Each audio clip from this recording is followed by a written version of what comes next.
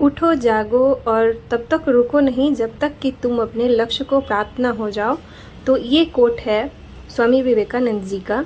तो आज hello friends, Gungun की फैमिली में आपका स्वागत है। अभी बज गए हैं 11:15 और सुबह मैं उठी थी 7 बजे। मेरे हो गए हैं सारे काम कंप्लीट, जैसे कि बाबू को नहलाना, मालिश करना, खाना खिलाना, और मेरा अभी बाकी है। मैं थोड़ी आज लेट हूँ, लेकिन मैं अपने पढ़ाई के साथ थोड़ा भी कंप्रोमाइज़ नहीं करती हूँ।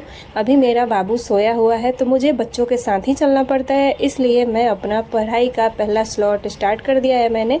आज थोड़ा मैं लेट ही नहाऊंगी। आज थोड़ा मन भी मेरा अच्छा नहीं लग रहा था अंदर से, तो मैं अब ये उठेगा तो ही मैं नहाऊंगी। तो मैं अपना यहाँ पे NCERT का ये कॉम्बिनेशन बुक है जो कि मैंने आपको पहले भी दिखाया है। अगर आप मेरे व्यूअर हैं पुराने, तो नए हैं तो मैं उनको बता देती हूँ। मेरा नाम है भारती और मैं यहाँ पे स्टडी कर रही हूँ गवर्नमेंट जॉब की, टीचर की मैं तैयारी कर रही हूँ।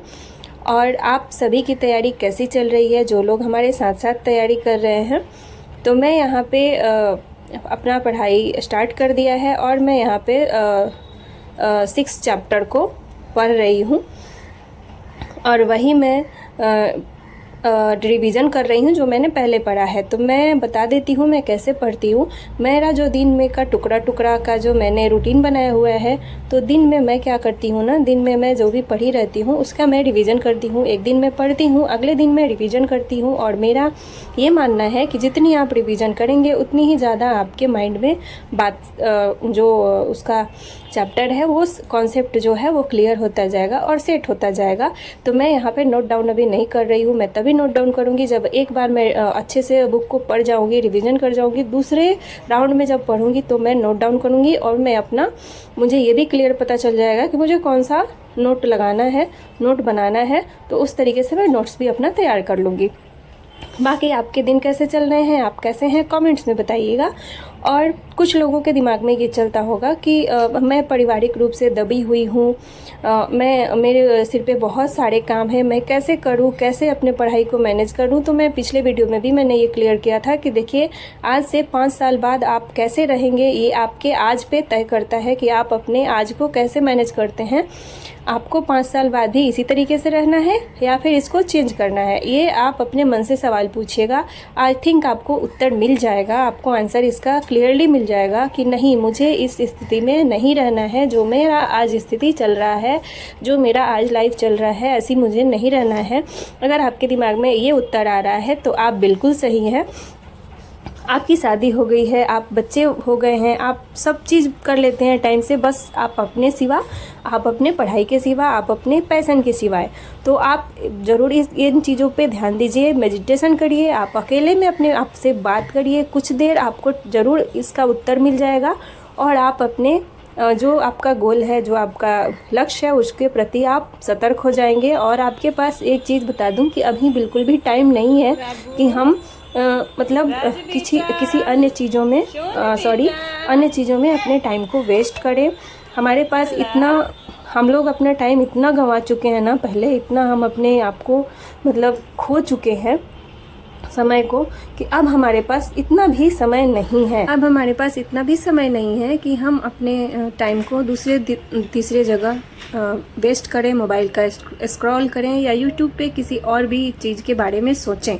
यहाँ पे मेरा बेबी अभी खेल रहा है और मेरी टीवी का जो है वो रिचार्ज ख़त्म हो गया है, तो मैं उसे रिचार्ज कर दूँगी, क्योंकि जो मेरी बेटी है वो देखती रहती है कभी कभार कार्टून, तो उनका मन लगा रहता है। तो इस वजह से मुझे ये काम करना है। और यहाँ पे देखिए, यहाँ पे मेरा ग्रोसरी का सामान कुछ आया था कल। एक्चुअली ये ग्रोसरी कम ही होता है और इसमें ज़्यादा स्नैक्स होते हैं, क्योंकि बच्चे हैं तो उनके लिए ही हमें ज़्यादा सोचना पड़ता है। और हम हर संडे के संडे जो सामान होता है ग्रोसरी का, कुछ चीज़ें जो है अगर हम महीने में करते हैं तो बहुत सारी चीज़ें इकट्ठी हो जाती हैं और लाने में भी दिक्कत होता है। तो हम हर संडे के संडे जो भी चीज़ें ख़त्म हुई होती है, छोटा मोटा वो चीज़ें हम ला लेते हैं, क्योंकि इससे क्या होता है कि हमें थोड़ा ही लाना पड़ता है और उसमें से हम लिस्ट कर पाते हैं छोटे छोटे सामानों का, और वो आ भी जाता है। तो इसमें जो आपको दिख रहा होगा, इसमें ज़्यादातर स्नैक्स ही हैं बच्चों के, जो गुनगुन खाती है। मैं अपने लिए हनी लाई हूँ, क्योंकि मैं पीती हूँ सुबह सुबह वेट लॉस के लिए, और वो पेट के लिए भी अच्छा रहता है। सुबह सुबह कोई ना कोई ड्रिंक ज़रूर बनाना चाहिए, तो मैं बनाती हूँ। ये मेरे पूजा के सामान है। तो इन सब चीज़ों को रात को आया था, गुनगुन गई थी साथ में पापा के, तो मैनेज नहीं हो पाया था। तो उसी को मैं अभी सबको अच्छे से रख रही हूँ। इसको अच्छे से मैनेज कर दूंगी, अच्छे से सजा दूंगी, जिसको जहाँ जिन बॉक्स में डालना है। उसके बाद मेरा जो बाबू है अभी जगा हुआ है, उनके बच्चों के वजह से मम्मी लोगों का काम बढ़ जाता है, जैसा कि मेरा बढ़ा रहता है। अभी उनको बहुत छोटा बच्चा है, उसको प्रॉपर अगर समय नहीं देंगे, उसको प्रॉपर न्यूट्रिशियंस नहीं देंगे, तो उसका भी जो हेल्थ है उस पर ज़्यादा गंदा असर पड़ेगा। तो उसको मैं टाइम से खाना भी खिला देती हूँ, उसको जो है मालिश कर देती हूँ। उसकी जो चीज़ें हैं, जो पर्सनल चीज़ें हैं बच्चों के, वो सब हमें देखना होता है। तो वो सारी चीज़ें हमें अभी करनी है। तो यहाँ पे मुझे थोड़ा सा समय मिला है, तो मैं जल्दी जल्दी अपने बच्चे का जो कपड़ा है वो मैं हफ्ते में 2 दिन लगाती हूँ। इसमें भी मैंने अपने टाइम को मैनेज कर रखा है, क्योंकि मैं अपना कपड़ा 2 ही दिन अब लगा रही हूँ मशीन में, क्योंकि ज़्यादा समय हम नहीं गंवा सकते हैं। तो छोटे छोटे टाइम को मैं अब टुकड़ों टुकड़ों में खंडित करके उसको पढ़ाई में लगाना चाहती हूँ, जिससे मुझे 6 से 8 घंटे का समय पढ़ने के लिए मिल जाता है, इतने कामों को करने के बावजूद। तो मैं अभी वही कपड़े जो है वो डाल रही हूँ। और आप सोच रहे होंगे कि ये रस्सी मैंने क्यों डाला है, तो रस्सी मैंने छोटे कपड़े को डालने के लिए घर में ही डाल दिया है, क्योंकि छोटे बच्चे के कपड़े जब बाहर गिर जाते हैं, उनको लाने में बहुत दिक्कत होता है और काफ़ी परेशानी हो जाती है। इसके वजह से मैं ऐसा ही कर देती हूँ। अंदर मैंने एक छोटी सी रस्सी लगा रखी है, और छोटे छोटे बाबू के जो मेरे कपड़े होते हैं वो ही मैं अंदर डालती हूँ।